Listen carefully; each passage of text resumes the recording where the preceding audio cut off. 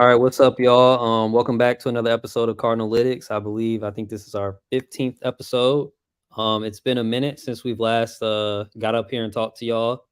3 weeks to be exact. The Cardinals have played the Steelers. They had a bye week, and most recently they played the Niners. Um, it's a podcast for fans by the fans. I'm your host Rashad, here with my co-host Jake. Jake, you can tell them where they can find you at. Yep, you can find me at Kyler Murray Wins on Twitter. Um, Big fan of the man, and love to represent him over there on X rather. But yeah, good to be back. It's been a while, so we're happy to chop it up and get into some exciting things on the horizon over in Glendale. Yeah, yep, for sure. And you can follow me on Twitter at big_shot11 right there. And we should be joined by another one of our co-hosts in a little bit, Corey, who's also on Twitter. I think you can follow him at Corey_cars on Twitter. Um, so yeah, just jumping right into it. I mean, it's been a minute since we last been on here. I think the last game that we talked about on here was the Rams game, and I mean that was just not fun. But the Cardinals followed it up with a pretty good game. I want to say, I'll say a really good game against the Steelers, in which they won 24-10. And I don't think at one point during that game, like they felt or we felt like that game was out of control, where the Cardinals lost control of that game at any point. No, definitely not. Um, Definitely not. I thought that was probably our most complete game of the year, honestly. Yeah, it was a homecoming for James Conner, and he balled out. And as we've been saying on this podcast all year, James Conner has been looking like a Pro Bowl caliber running back. Right now, he's averaging, I think, like 5 yards a carry, just at like 700 yards. Which, I mean, statistically, like at this time in the season, like it's not necessarily like the yards aren't necessarily that good. But I mean, he's only played 10 games this year, and he's been balling out tremendously. Another player that's been balling out for us is tight end Trey McBride, we're going to get into talking about a little bit later on in the podcast. He had a good game against the Steelers. He had 8 catches for 90 yards and a touchdown, and he followed that up with another good game that we saw after the bye week this past week against the Niners, in which he went for over 100 yards again. With I think he had 102 or 103. I don't remember if he had a touchdown, but I know he had like 10 catches. Yeah, 10 for 11, 102, no TDs. But in that Steelers game, obviously, he had the touchdown in the back of the end zone. It was like the Des Bryant rule, didn't secure it long enough, whatever it was. And then in a gotta-have moment, they go right back to him, and he scores on the goal line, like kind of running two guys into the end zone. Just really proven to be that guy so far for Kyler and the team, which I'll be completely honest with you too. I guess we're just getting into the Trey McBride little segment here, but I absolutely hated that draft pick. I was like cursing at the TV because Yeah. it was just honestly, and I still stand by the fact that it was a terrible pick at the time. Like we had just brought in Ertz, and he was like playing well and everything before the injury and kind of started showing his age. And now I think the guy's totally washed up. But Mm-hmm. I just thought that was an awful pick at the time. Luckily, at this point, it proved to be, now obviously with Ertz leaving and everything, we really do need a tight end, a big guy, versatile guy. And Trey McBride, like, if he was coming out of the draft like right now, he really fits that like modern age, versatile, flashy, pass catching tight end that can make things happen in the open field. And he fits into that category of like the Iowa tight end, like tight end Mm-hmm. university, where you Mm-hmm. have the guys like George Kittle, I believe Sam Hawkinson. Laporta now. Yeah. Hawkins went there too, and then obviously Sam Mhm. Laporta.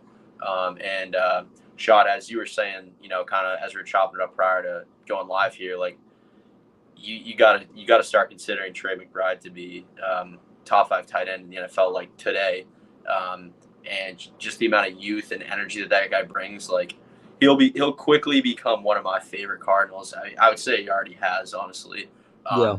So I can definitely eat my words about like hating that draft pick. It obviously was, it started to pay off, and hopefully he'll be a a key prong in the wheel that carries us to our first Super Bowl in franchise history.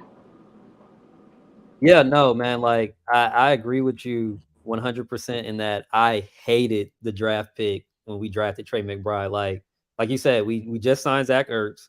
We traded our first round pick for Hollywood Brown, which that was a bad decision. But thank God we have Trey McBride, who is leading the team in receiving yards, and I think this is probably the best season from an Arizona Cardinals tight end ever.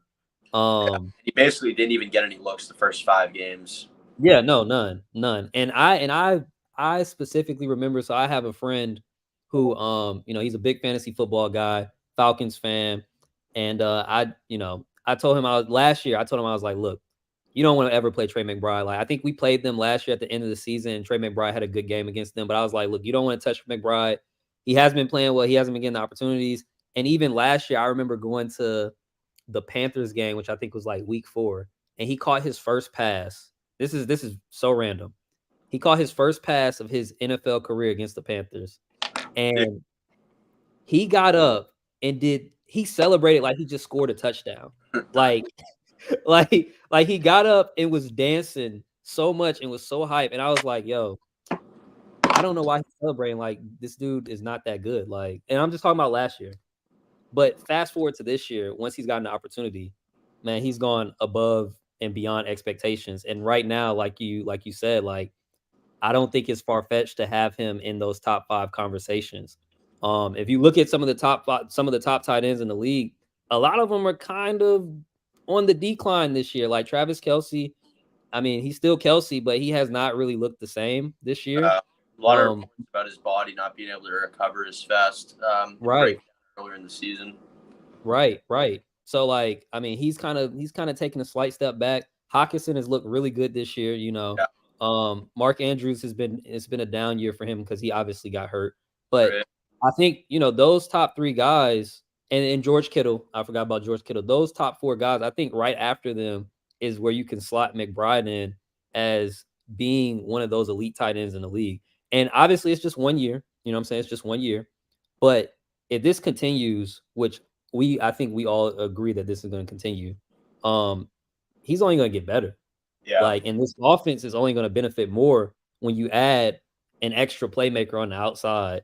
Like, it's gonna be crazy. And right now, like, I don't know if you noticed during the Steelers game, or at least what I thought during the Steelers game, it was some plays where Kyle was just like, "Fuck it, McBride's down there somewhere." Like yeah, that one play where it was like the wacky play where it was the pass interference, but then Swain caught it.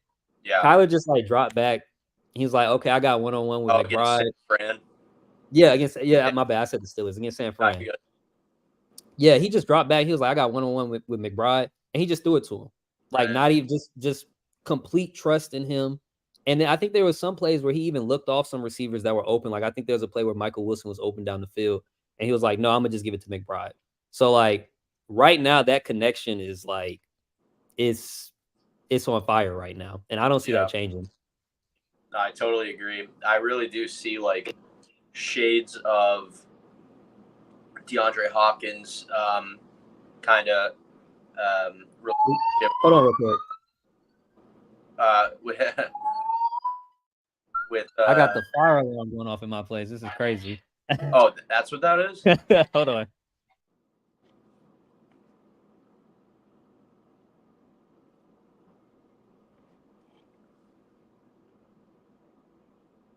All right. Well,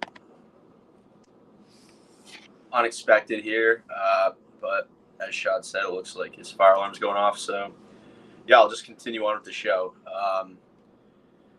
Yeah, the way I'm seeing it right now, Trey McBride is establishing the same relationship that Kyler Murray had with DeAndre Hopkins, where you see the past couple games, McBride, I guess, would be averaging about 10 targets a game, getting the clear share.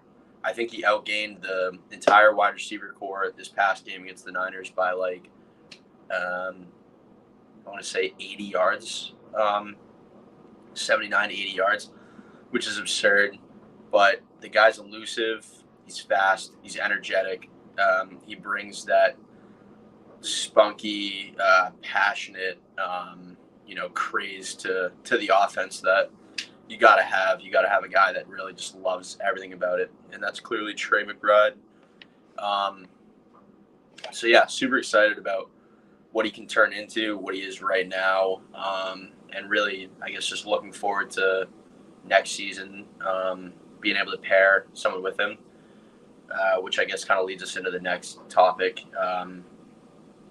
Well, before we touch on off-season acquisitions and draft, I'd like to touch on kind of just where we are with management, front office, coaching staff. I like where we're at. I think Monty's kind of laid the groundwork for um, the ability to be able to build going forward. We have some young talent starting to kind of pay off. Obviously, we have some savvy veterans in the room too on both sides of the ball that I do expect will keep going forward. Um, so I guess if I had to put a grade on the coaching staff and Monty, I would say given the situation that they each collectively inherited, I'd give it probably a solid B to B plus. Um, I think Monty, as I said before, has really kind of stepped up and these past months and made some good moves. Guys like Kaiser White, um, bringing in some placeholders to kind of get us through the season. No one expected us to win. Everyone kind of expected us to be dead last in the NFL, which we surpassed that. Really impressed with the way that JG and his coaching staff have kind of made something out of nothing, which has been awesome, surpassed expectations for sure. To those, that may be questioning JG's job security, I think it's just rubbish. Everyone expected this. It's not going to be a Steve Wilkes situation, as Shad and I were kind of chatting about prior to going live here. He's going to be here at least through next year, pending on having a brutal season next year. Then we got to start talking about that, but he's definitely not going anywhere. And I guess even to further kind of highlight his case for remaining the head coach, if you look at Philadelphia, obviously last year their defense was top 3, not 2 or 3 in the league. Philly's kind of crumbled this year, even after adding some great pieces. So I think it's kind of important to look at that and see how they've kind of faltered without him. I actually heard a comment today watching the PHNX podcast with Johnny Venerables and Bo Brock, talking about how the media kind of screwed up the story with the JG rumors, where basically Philly was offering JG a groundbreaking contract to re-sign as defensive coordinator, league leading sum of money. Sorry about this.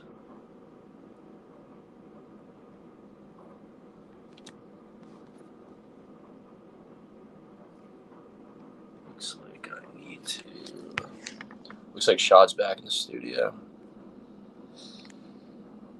Let's see.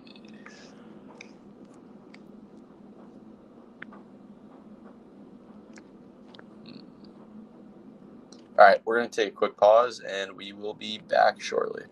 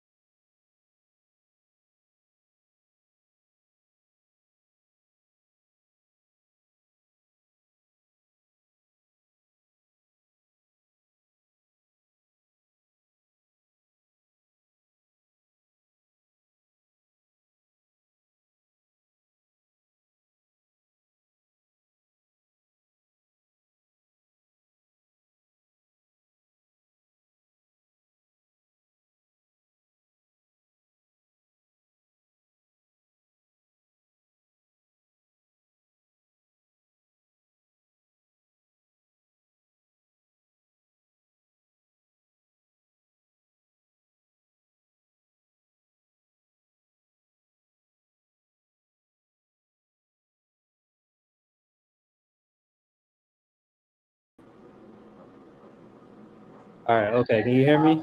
Yeah, can you hear me? Yeah. I can hear you. All right. Yeah. No. Man. So, a pipe bursted in my garage, and so Oh, now like the fire alarm is going off here. So it's happened before. Like basically, like when a truck is too big or something like that in the garage, it'll like come down and hit it. Hold on. oh man. All right. Well, he's back in, so we should be good to go when he tunes back in here. But as I was talking about with JG and everything like that, like I was saying, the I was listening to the PHNX podcast with Johnny Venerables and Bo Brock, and Johnny dropped a little tip that I thought was interesting about that JG situation, where they were actually aiming to make him the highest ever defensive coordinator. Um, they were doing everything they could in their power to keep him there because they knew what he brought to the table and how well he was able to coach up players and scheme against opposing teams. He instead decided to come to the Cardinals, and in the midst of all this, he was actually able to bring Nick Rallis over as well, who was the linebackers coach for Philly. And as you can see now, I mean that team is just in dismay. I You don't talking think about they the have. Eagles? Talking about the Eagles, yeah. Okay. I don't think they really have any shot at the Super Bowl. Obviously, they're honestly almost on a similar arc to the 2021 Cardinals, um, Yeah. where they started with pretty much the same record and then wheels kind of fell off the bus. I truly think they're screwed, to be honest. I think like Hmm. they have a lot more talent than our team did that year, but um, I don't know. It seems like the locker room's kind of in a bit of turmoil, and I'm just, I don't know. I don't feel very confident in them. So I guess coming back to what I was saying, I feel really good about JG and the staff that he's built around himself going forward, and I have the utmost confidence in them to for us to win games. So Yeah. I was about to say this is not a Steve Wilkes situation. Um, like obviously when Steve Wilkes when we first signed him, like we drafted Josh Rosen, and like the season itself just like it just never felt good at any point. Um, but right now, I mean, you could say that like even though we're 1-1 over these last two games, you could say that the Cardinals have kind of played some of their best football all season. Like against the Steelers, they played really good, and against the Niners, they put up the second most points against the Niners all year. yeah, Um, and obviously, like we're working with the patch, we're working with a spotty defense. You know what I'm saying in terms of talent.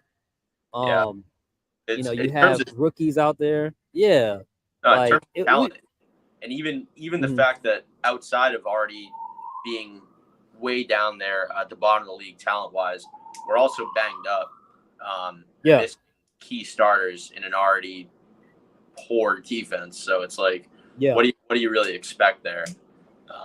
yeah, I feel like that game and was we mhm. surpassed expectations, honestly. and I feel like between Rallis and Petzing, I feel like they've made improvements as the season's gone on. I think like mid-season we kind of were a little shaky on them, especially Petzing. I mean, Petzing kind of his play calling started off really good, and then seemed like it went to shit. But now it's kind of coming back around, and I think Rallis is, I haven't seen Marco on the field lately, so that in itself is like a good coaching decision. Um, Not having him play. Yeah, for Um, sure. The guys, but like you said, yeah, we're missing key starters, and like we know as fans, and I guess the organization and Monty and everybody, or I guess specifically Michael Bidwell, understands and knows like what this season was supposed to be, and I don't think that JG or anybody has not necessarily met expectations. I think we've seen a competent football team at times. Other times, when you're starting Clayton Tune, like, what do you expect? Um, but I'm confident I'm confident and I'm looking forward to the future of this team, especially with Kyler back. I mean, Kyler's 2-3. He's lost to two borderline playoff teams. The Texans are a borderline playoff team. The Niners are obviously a playoff team. And what was the third loss? The uh, Rams. The Rams are a playoff team. yeah, So You can't. And look what he's working with. So you can't be too mad at that. Yeah, no, I think to kind of expand on that point too. I mean, earlier in the season too, like losing the games to Washington and the Giants, I was irate about. But it's like because I really was holding out hope that like when Kyler gets back, we might be able to go on a run if they had just won a couple more games. This team, and Shaw, you and Corey were saying it the whole time. I know Corey for a fact would always just harp on the fact that this team doesn't have the talent to win any sort of playoff game, and I fully see that now. And even putting bias aside, like it's clear this is not a good team. It's like it's a bottom five team, even in the best case scenario. Yeah. So heading into postseason, off-season draft, I'm very confident with like where we're at, and but at the same time too, like I feel like, and obviously I'm a huge Kyler supporter, but I feel like next year I really got to see like 4,000 passing yards out of him. I got to see like 30 passing touchdowns at least. Yeah. Would like to see the turnovers kind of come down. Something I will say too, I love the fact that he was lifting all off season and seemingly put on a little bit of weight. Just because I think in the past he was almost turtling too often, especially against teams like the Rams and Aaron Donald. Just literally like, and he still does falling it a little down. bit. Yeah, like he still does it a little bit. I'm not gonna lie. Like he gets jumpy when there's guys around him. But I do feel like this year I've noticed, and even coming off the ACL too, like a full ACL and I think MCL too, he's been better about trying to make something out of nothing, get out of it, not turtle as much. But you'll still kind of see those instances, and that's really just a matter of building up the O line, giving him some more time, not letting guys get to the outside because Kyler is not. I can maybe count on one hand the amount of times that he's been pressured from the outside, and where he'll step up and run through the middle of the pocket. He doesn't do it. He doesn't He do doesn't. it, which is He crazy. doesn't. He doesn't do it. So, I mean, like schematically speaking, knowing that that's clearly a lapse in his game, you need to really force guys to the inside to allow him to escape to the outside, find a passing lane. Yeah. So, just like little things like that. But I know this guy is clearly capable of throwing for 4,000 plus yards, 30 plus touchdowns, and getting the turnovers down. It's just going to come down to surrounding him with actual playmakers that can get separation. I mean, trust me, you could have Patrick Mahomes, Joe Burrow, Lamar Jackson, Josh Allen, any of these top guys, if they were in his situation, they would be doing either the same, Probably the same. Or one could argue maybe even worse because you see Mahomes right now, like he's not really. No, he's not Mahomes. And you've seen Josh Allen without any weapons too, and he's not the same Josh Allen either. Right. And I just want to touch on, like, you said, like, you were holding on to hope that this team could be a playoff team. Like, I mean, this team, if they beat Washington, they beat New York, they beat Baltimore, they beat Houston, just even being at 5 wins right now, they're still in the hunt. You know what I'm saying? So, like, this season, even though, right now we're looking at the record and we got 3 wins and 10 losses, 11 losses. 11 losses. This team was competitive. You know what I'm saying? So, like, and I think that's what the hope was for this season, that this team would be competitive. And obviously we knew that we weren't going to have Kyler for the first, 6 games for sure. We didn't know exactly how long, but, like, we knew for sure, like, the first 6 games he wasn't going to be there. And so even with that, like, with Josh Dobbs, who's proven that he might not even be an NFL backup no more, because you got backups like Jake Browning, who's balling out. Like, I mean, the NFL is just a bad product in general right now because of all the backup quarterbacks playing. Yeah. But, like, Josh Dobbs isn't one of them. So even through that, like, we still played in competitive games. And I agree with you. Like I definitely want to see Kyler. I definitely need to see Kyler take a leap in like his throwing and like his passing stats and stuff like that next year. And I think that will happen if we're able to, nab one of these top dudes in the draft. Yeah. Because honestly, Marvin Harrison Jr. walks on this team, Malik Neighbors walks onto this team. Um, hell, sign T. Higgins or Mike Evans, one of them walks onto this team. That's a 1,200-yard receiver Yeah. on this team. You know what I'm saying? And now you pair that with Trey McBride, you pair that with the Michael Wilson. Um, maybe you keep Greg Dortch, you're probably gonna keep Rondell Moore. Like that receiving core, now all of a sudden becomes really, really dynamic. And we've seen Kyler support. One thing I was kind of thinking about today, talking with some buddies, was, has Kyler ever had a 1,200-yard receiver? And yeah, he has with D Hop. He supported D Hop with 1,400 yards his first year in Arizona. So Yeah. we've seen it be done where this offense, Kyler Murray could have a top can have a top wide receiver, because it's one thing to have a top wide receiver. It's another thing to have a quarterback that can get him those yards and make him that impact player. So Honestly, and I would say more importantly, it's one thing to have a top receiver. I mean, you can look at the Detroit Lions for about 8 to 10 years. Matt Stafford, who's a Super Bowl winner, and Calvin yeah, Johnson, who's arguably the most dominant receiver of all time. And you can go 8 to 10 years without having a winning season. And the point I'm trying to make is, although we had D Hop in that year that, yeah, he had 1,400 yards and then he was kind of like injury ridden the rest of the time, but obviously dominant when he's on the field, we need a yeah, bona fide number two. In today's league, it's an offensively dominated league, and you need firepower to be able to hang with any of these teams. And we've never, in Kyler's, I guess, tenure with the team in the NFL, he's never had like a strong 1-2. Obviously, last year we had Hop and Marquise, but I think they were on the yeah, field together for either 1 or 0 games based on yeah, contradicting injuries at different times.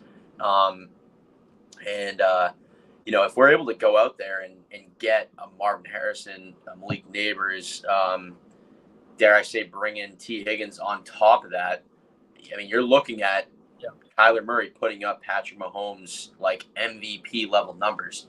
Look at what Brock Purdy's doing. Like, if you're going to sit there and tell me that Brock Purdy is a better quarterback in general than Kyler Murray, like, I don't think you know football, because he's just not. yeah, Like, Brock Purdy is definitely underrated. Like, the guy can sling it, but he's also has Christian McCaffrey, who's arguably a top 5 running back ever, who's a dual threat and is just yeah. as good in the passing game as he is the running game.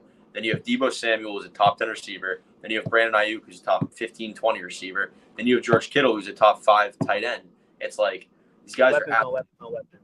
yeah, it's weapon on weapon on weapon. These guys are absolutely loaded. On top of that, they have one of the best offensive linemen ever, in Trent Williams. So it's like, we got to do some big things. I don't know. How do you feel about the Marquise Brown situation? Love to get your thoughts on that. I guess Um, like what he's done, where he's at, and what you'd like to see as his future with this organization.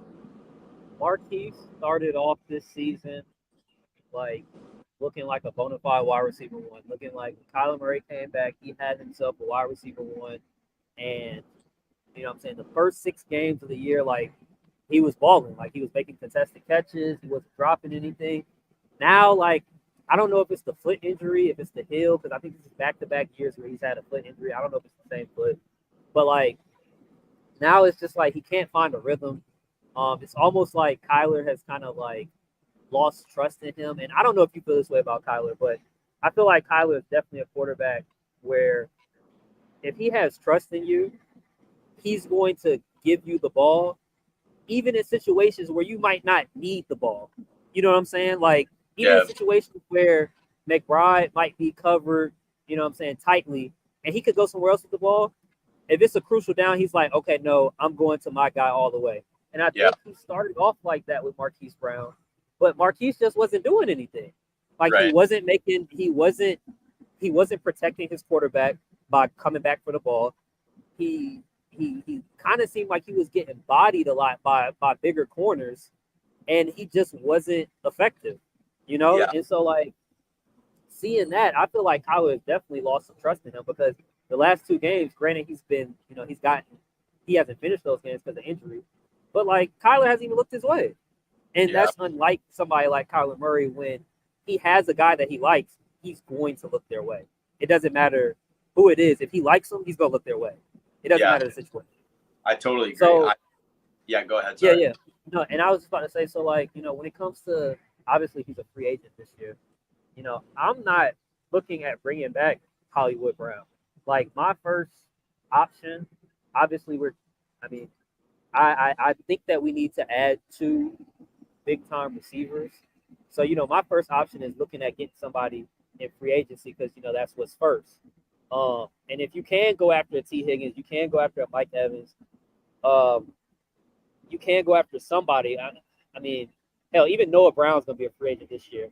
Like somebody can replace Marquise Brown's production for a cheaper price, or you can get a better player for the same, if not more price. So that's kind of how I'm looking at Marquise Brown. I'm not necessarily looking at him as somebody that's going to be on the team in the near future. And as Corey would say, another kind casualty. Yeah. No Yeah. kidding. I do share the same sentiment. So I loved Hollywood coming to the team. Actually, at the time that we traded for him, #1 pick, I actually loved that. I just thought, being I'm a huge Kyler fan. I'll be honest, he's probably my favorite player in the league. And I just thought, bringing in like one of his like legit best friends. Obviously, they play together in Oklahoma, and if you're ever in the mood to go watch something that'll just electrify your soul, go and watch. I think it was the 2017 or 2018 Oklahoma highlights of Kyler, and you'll see Kyler throwing to pretty much #5 and #2 religiously, Hollywood and CeeDee Yeah. Lamb. And I just honestly absolutely loved that from the get go.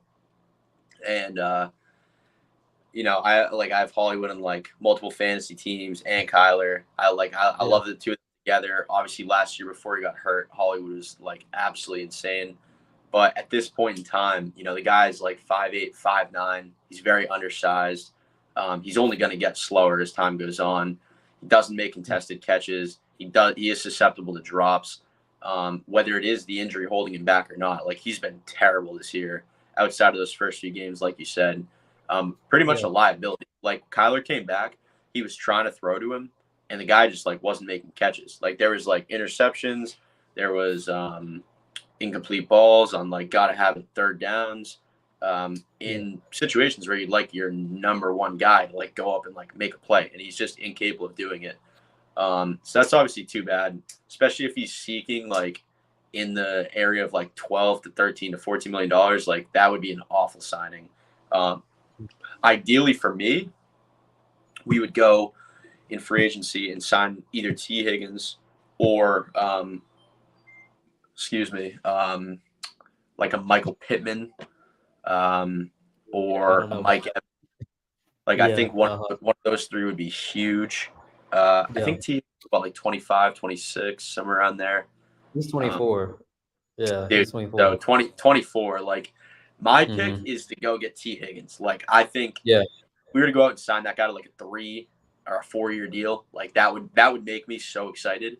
Um, Well, and do mhm. you know his specs too? What is he like? If I had to guess off the top of my head, he's got to be like He's like no, six. he's 6'4". Yeah, so like all these dudes are like 6'4" and up, like that I Okay. feel like we would need.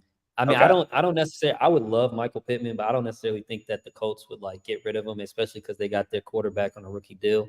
But Yeah. like I really believe that T Higgins is gonna be an option for us.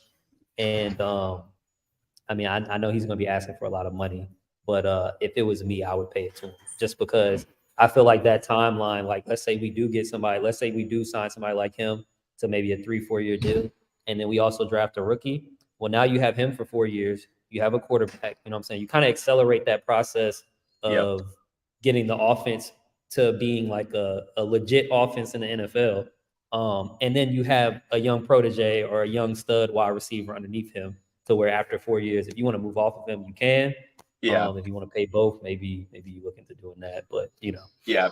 I feel like too in a perfect world for me, I think if we were able to go out, sign T Higgins to like a 3 to 4 year deal, um, being as you're saying like 6'3", 6'4" guy, clearly has established himself as like a good receiver in the league. If you're able to pair him with Kyler and Trey a young McBride, player, yeah, oh yeah, and McBride, yeah. and then we're able to go out and draft either. And the thing is too, and like I know we talked about getting into the draft here, and I'm not gonna lie to you, like I was all over Malik Neighbors as like being like I was telling like all my friends like he's gonna be better than Marv in the NFL. I like him better. He's like the Blitnikoff winner or Mm-hmm. whatever, like best receiver in the nation this year, collegiately speaking. Mm-hmm. And then for a time, I kind of got away from that, and I was like he's obviously elite, but like Marv is the guy. Like he's the up and coming like generational guy. Neighbors is too. And honestly, after talking about this tonight, the way I'm seeing it is if we're able to go and get T. Higgins, which I didn't know he was 6'4", I thought he was in the ballpark of like 6'2", 6'3", like 210, somewhere around there. If Yeah. he's 6'4", that allows us to go and take Neighbors. The thing that we have to do though, we have to Just get get some one. size. All right, Uh, so I wanted to touch on that too. We need the size because if you look at it like without getting too technical, but if you look at the pure physics of it, Kyler Murray is obviously a yeah. very short, he's obviously a very short quarterback. So he has to naturally throw the ball up above his own linemen, defensive linemen with their hands up. So naturally, when Kyler misses, it's typically high, right? Like if you go back and look at the tape, I'm telling you that guy misses high. Yeah, no, all the time. Yeah, Even that pass to Trey McBride this past where he week had to stretch up. Yeah, I know what you're talking about. Yeah. up top, right? Mm-hmm. So like Mm-hmm. he's obviously a big guy, so that's huge. So if we can go out and get T Higgins, who's also 6'4", in my mind, that allows us to go get Neighbors instead of Marv, or if we Mm-hmm. get Marv, like whatever. In my opinion, you can't miss with either of them. You can't miss. Yeah. But the way I think of it is, if we can go get T Higgins and then whether it be Marv or Neighbors to pair with Trey McBride, then you go and I would like to extend James Conner. I think he has like at least two more good years left. Personally, Oh yeah. I'd pay him. I think he's the heart and soul of the team. Like I love that guy. I love everything he stands for. Cancer survivor. Like I'm saying, extend that guy. He's been so loyal to the Cardinals. Loves it here. Like everything. But that offense right there, like Trey McBride, Kyler Murray, T Two Higgins, receivers. Yeah. Mm-hmm. Neighbors or Marv, like you're looking Mm-hmm. at already right there in my mind. Oh, and James Conner, like top 5 offense right off the bat. So if we can go do Yeah. that with our first pick, and then our second pick, we go and get a dominant O lineman, oof, like totally different team. I mean, like, I guess, like, if you look at it, like T. Higgins with Neighbors, I mean, that's basically. I don't. Let me preference this before I say this. I'm not saying that Neighbors is Jamar Chase, but you got T. Higgins, and then you have a player who's similar to Jamar Chase. You have a quarterback in Kyler Murray who's similar to Joe Burrow in terms of an elite quarterback you can get elite quarterback play. And when you have a running back that can grind out yards, like I think Man. that's a no-brainer. Um, Yeah. but like you had mentioned something earlier on the like on the podcast like weeks and weeks and weeks ago, like when we first started doing these. You just want somebody who's gonna like get like butts in the seat at the game. You know what I'm saying? Like somebody like Marvin Harrison Jr. is gonna do that. And the more and more I watch like Neighbors, obviously like I've watched them all year, but like man, I just want somebody who can, and this is gonna sound so like, I mean, it's nothing football related at all, but I just want somebody who can dance in the end zone. Hell yeah. Somebody who can turn me up in the end zone when they score, like they have that like aura, that vibe, like that juice about them. Man, I'm not saying Marv doesn't have that, like, but he's definitely like a laid back type of guy. You Like, think but Neighbors though, it's Lamb type with the Sellies? yeah. Neighbors though, like man, the celebrations are on deck. I know the fans would love it. Like he instant fan favorite. Um, but yeah, and personally, I personally think that he's better. And we'll get into the Marv debate with it'll be Marv and Neighbors, probably Neighbors and the dude from Washington. We'll talk about all that like in the off Even that. season. Um, You know what I'm saying? So I don't want to get too deep into that, but definitely Team Neighbors. Love the guy. So yeah. Yeah, I would have to say as of right now, I'd probably have to give the lean to Marv, just being the Yeah. size and everything like that, personally. Yeah. But I'm telling you, there's a devil on my shoulder that says Malik Neighbors. I Yeah. think the Yeah. guy's phenomenal. Like my Yeah. only my only drawback on him, and Shad, you watch more of their games, so you could definitely Hmm. dispute this. This could be total bullshit. But to me, when you watch, at least when I watch Neighbors highlight reel from this year, and I guess I haven't watched like a super like recent one because they like make them Hmm. every couple months.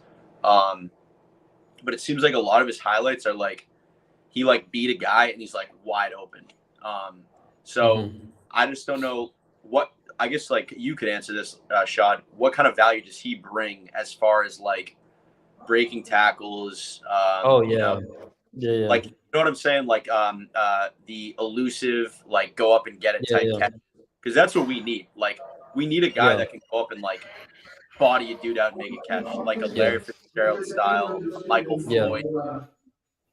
You know what I'm Yeah. I saying? mean, I do. I do. Obviously, he's not 6'4", you know. So like, he's not just like jumping over everybody, but he's definitely like, he's definitely coming down with some tough catches. Like, but I do think that his calling card is he and like I believe that he's the best after the catch weapon player in the entire draft. Like you put the ball in his hands, he's the best person with the ball in his hands in the entire draft. Um, So he, let me stop you right mhm, there really quick.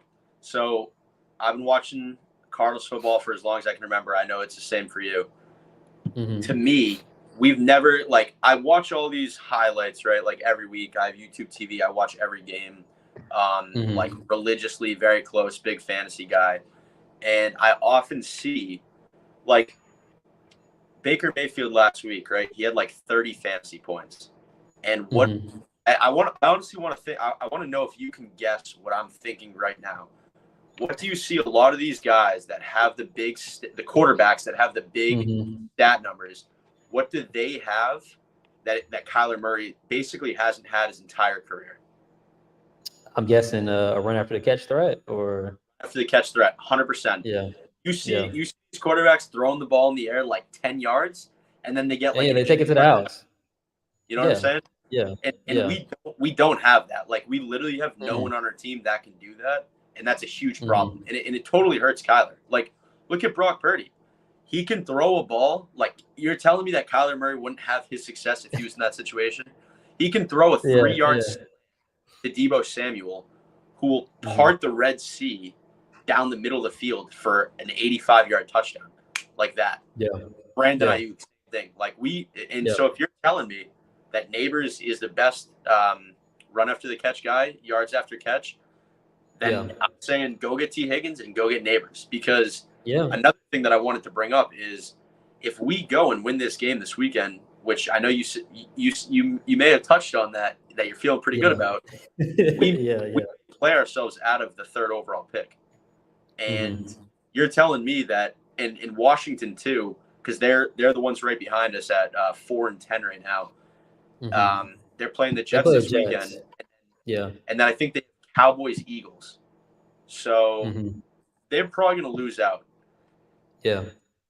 I think we have a strong the strength of schedule too. They beat So us. So it does. Yeah, they beat us. So oh, Washington beat us. So we're still ahead. Yeah. Uh-huh. okay. So we'd be ahead of them given if we both lost out or if we tied. So we could Mhm. win one more, assuming that they Right. lose out. The Jets probably aren't going to be winning any more games as well. Well, they are playing the Pats, so that's a huge one for us. But Okay. you got to start thinking like, I don't know, if we do lose out on Marv and something crazy happens, can we trust Monty Austin for it? Because I know me, you, I would assume Corey too. Like we all want Mhm. a top receiver. Can we trust Monty Austin for it to go and draft Malik Neighbors if Marv isn't on the board, or Mhm. does he go and take one of the top tackles that are available? So that's the only Yeah. thing that does worry me, to be completely honest with you, Yeah.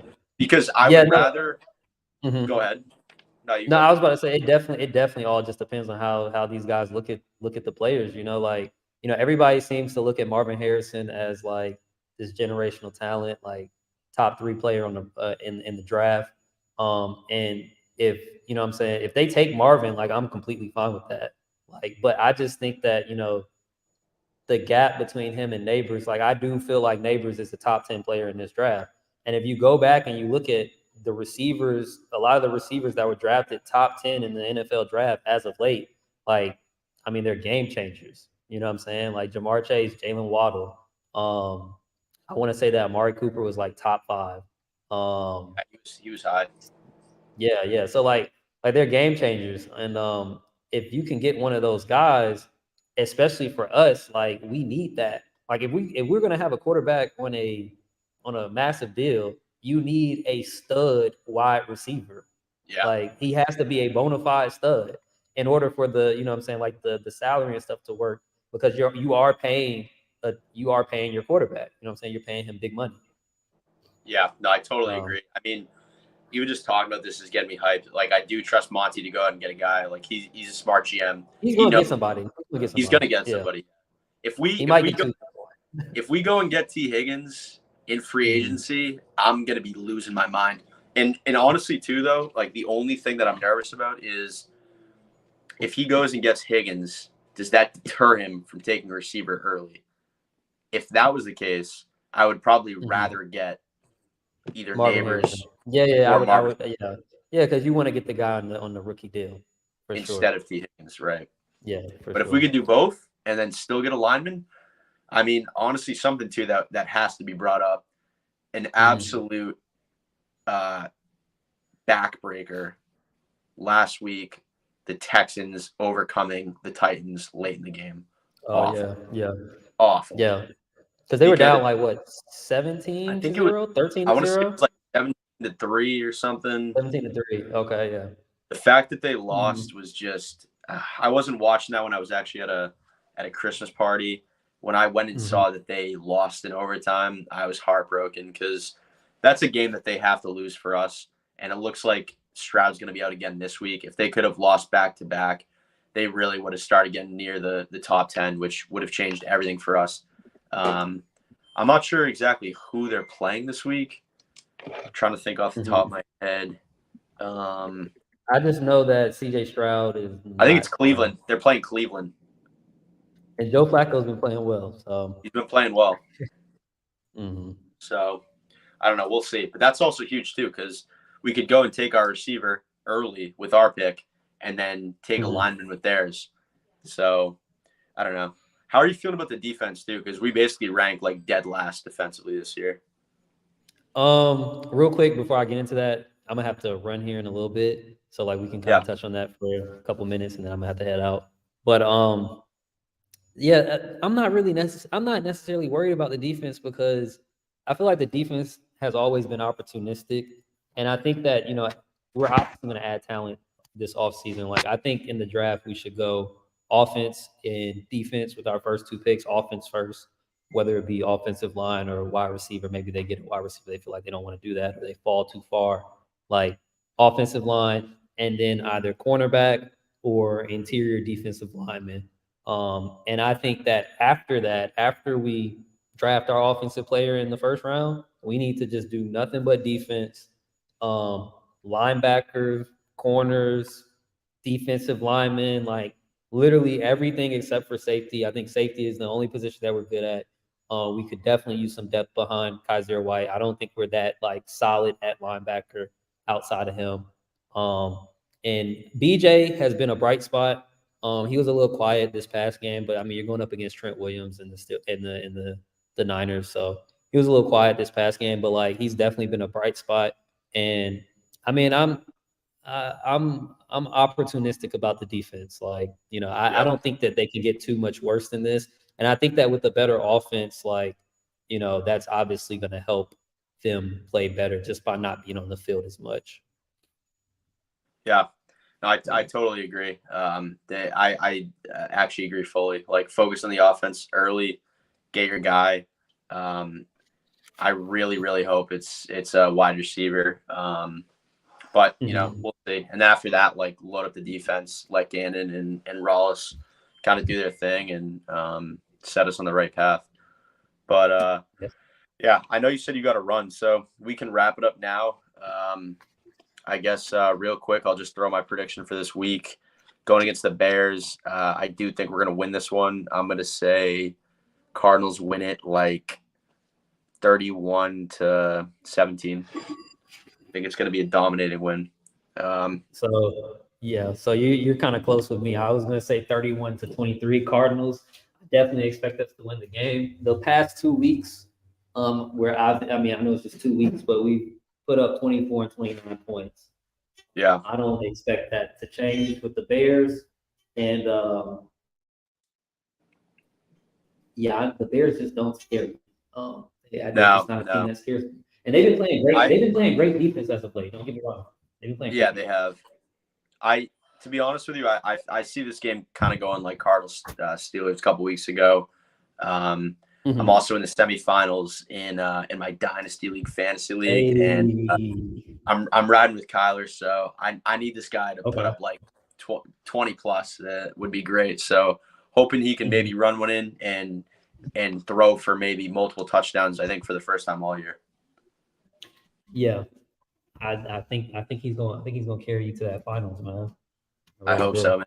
If I can get through this week, it looks like it should be locked up. So we'll see what happens. But yeah, it was good to be back on here, Shad. Thanks for coming out. Sorry about the fire alarm. Yep. It's all good, and hopefully we'll get Corey back on here next week. I know he's been super busy. For sure. Looking forward to chopping up next week. Happy holidays to all the loyal supporters, and to you, Shad and Corey. Know he'll tune in. But yeah, always a pleasure. All right. Peace, y'all. Gotcha.